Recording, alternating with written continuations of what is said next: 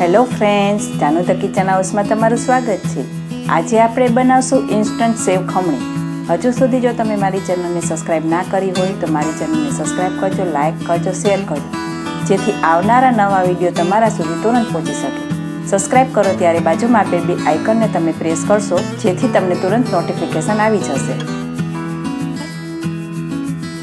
તો ચાલો જોઈ લઈએ આપણે રેસીપી।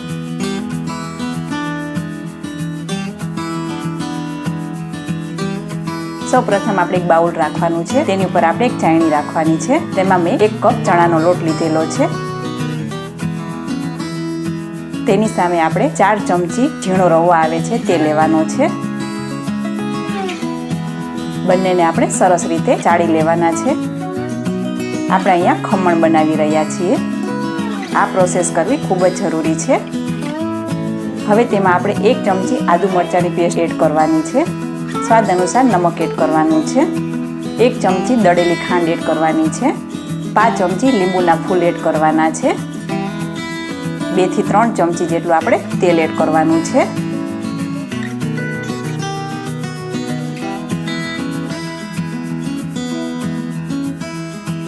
હવે આપણે બધું મિક્સ કરી દઈએ।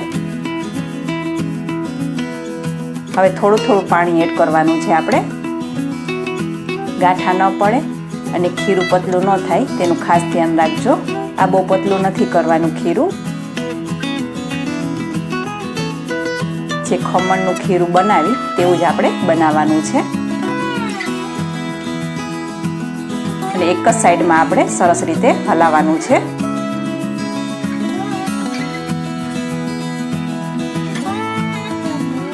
આવું સરસ મજાનું બેટર તૈયાર કરવાનું છે। હવે તેને આપણે એક જ સાઈડમાં 3 મિનિટ માટે ફેટવાનું છે। તેનો કલર ચેન્જ ન થાય ત્યાં સુધી આપણે સરસ રીતે ફેટી લેવાનું છે। તમે જોઈ શકો છો સરસ મજાનો કલર બદલાઈ ગયો છે। હવે તેને આપણે ઢાંકીને 10 મિનિટ માટે રેસ્ટ આપવાનો છે। ત્યાં સુધીમાં આપણે અહીંયા મેં એલ્યુમિનિયમ ટીન લીધેલું છે, તેને આપણે તેલથી ગ્રીસ કરી લઈ। તમે અહીંયા થાળી પણ લઈ શકો છો। સરસ રીતે આપણે ગ્રીસ કરી લેશું।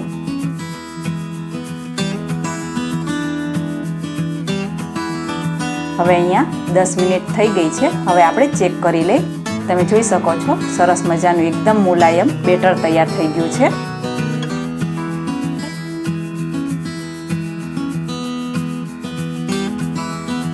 હવે તેમાં આપણે 5 ચમચી જેટલો ઈનો ફ્રૂટ સોલ્ટ છે તે એડ કરી દઈ અને ફરીથી આપણે બીટ કરી દઈ।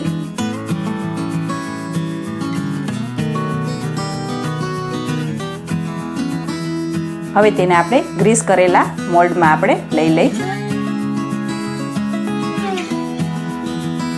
હવે અહીંયા પાણી ગરમ થઈ ગયું છે, તેમાં આપણે મોલ્ડને મૂકી દેવાનું છે અને ઢાંકણ ઢાંકીને આપણે 15 થી 20 મિનિટ માટે સ્ટીમ થવા દઈ। 15 થી 20 મિનિટ થઈ ગઈ છે। હવે આપણે ચેક કરી લઈ।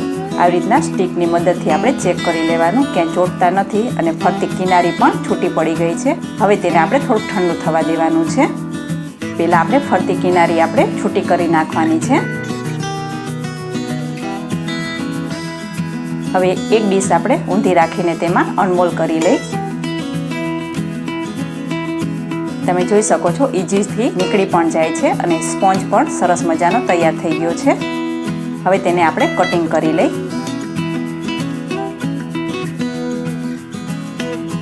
માપનું ખાસ ધ્યાન રાખજો, તો જ સરસ મજાનું ખમણ બનશે।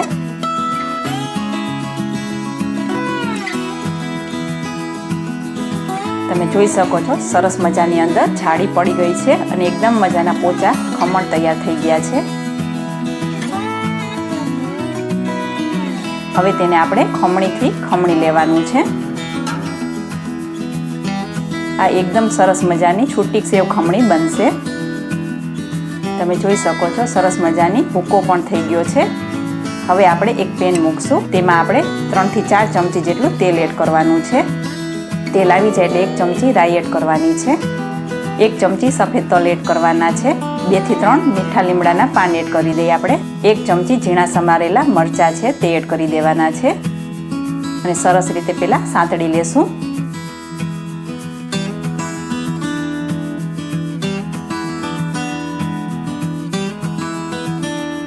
5 ચમચી જેટલી હિંગ એડ કરી દઈએ આપણે અને સરસ રીતે મિક્સ કરી દઈશું. હવે તેમાં 5 ચમચી જેટલી હળદર એડ કરવાની છે અને સરસ રીતે મિક્સ કરી દઈશું. 1/4 કપ આપણે પાણી એડ કરવાનું છે. અહીંયા બહુ વધારે નથી કરવાનું. હવે તેમાં આપણે સ્વાદ અનુસાર નમક એડ કરી દઈએ અને 2 ચમચી જેટલી આપણે ખાંડ એડ કરવાની છે અહીંયા અને સરસ રીતે મિક્સ કરી દઈશું. આ ખૂબ ઝડપથી બની જાય છે સેવ ખમણી. આ સવારે અથવા તો સાંજે પણ નાસ્તામાં લઈ શકાય. અને સરસ રીતે આપણે ઉકાળી લેશું તેને. તમે જોઈ શકો છો સરસ મજાનું પાણી ઉકળી ગયું છે. હવે જે તૈયાર કરેલો ભૂકો છે તે આપણે તેમાં એડ કરી દેવાનો છે અને હળવા હાથે આપણે સરસ રીતે મિક્સ કરી દઈશું.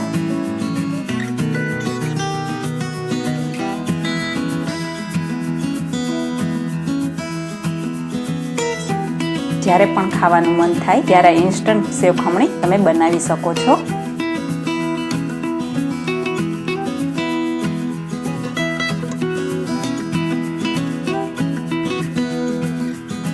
સરસ રીતે મિક્સ થઈ જાય પછી તેમાં આપણે 2 ચમચી જેટલી કોથમીર એડ કરી દઈ અને ધીમે ધીમે સરસ રીતે બધું મિક્સ કરી દેવાનું છે.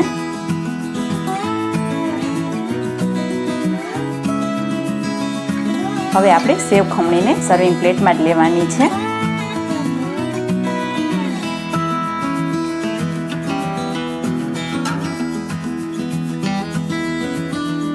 ઉપરથી આપણે ઝીણી સેવ છે તે લેવાની છે. અહીંયા ઉપરથી આપણે ટોપરાનું ખમણ આપણે એડ કરવાનું છે અને દાડમના દાણાથી આપણે ગાર્નિશ કરશું. તો તૈયાર છે ઇન્સ્ટન્ટ સેવ ખમણી. જોતાં જ ખાવાનું મન થઈ જાય તેવી સેવ ખમણી તૈયાર થઈ ગઈ છે. તો કેવી લાગી મારી રેસીપી તમે જરૂરથી લાઇક, શેર और સબસ્ક્રાઈબ કરજો અને મને કોમેન્ટ પણ કરજો.